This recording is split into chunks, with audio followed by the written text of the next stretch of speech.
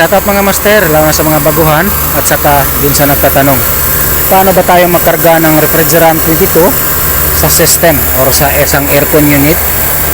Tulad nito. 25TR train package aircon. So, ayan, magba-vacuum na tayo. So, vacuum na yung system. So, ngayon, magkarga tayo ng refrigerant dito. So, ganito ako magkarga mga master.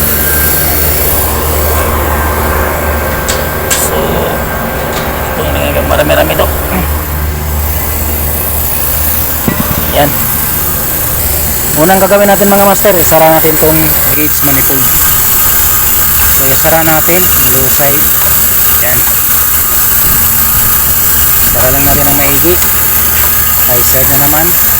So ngayon magkarga tayo mga master ng vapor at saka liquid. Yan. So tanggalin muna natin to. Saka natin switch off yung vacuum fan.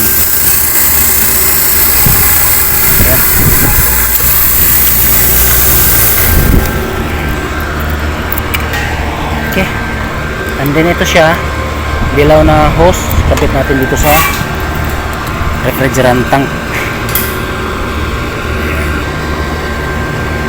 Buksan natin.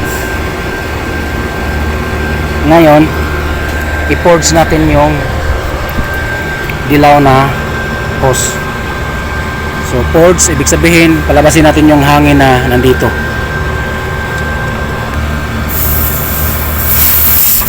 Yan. Okay. So ngayon mga master, kapag nakatayo itong tangke, yan, ibig sabihin vapor yung ikakarga natin. So ang bubuksan natin mga master dito sa may loose side or ditong blow na pipe. Ito siya. Yung pasok ng vapor refrigerant dito sa may suction line. Ito siya. Itong malaki. Suction. Okay? Buksan natin. So naka-purge na tayo. Ayan. So ayan. So yan yung vapor charging sa may suction line. Okay? Ayan.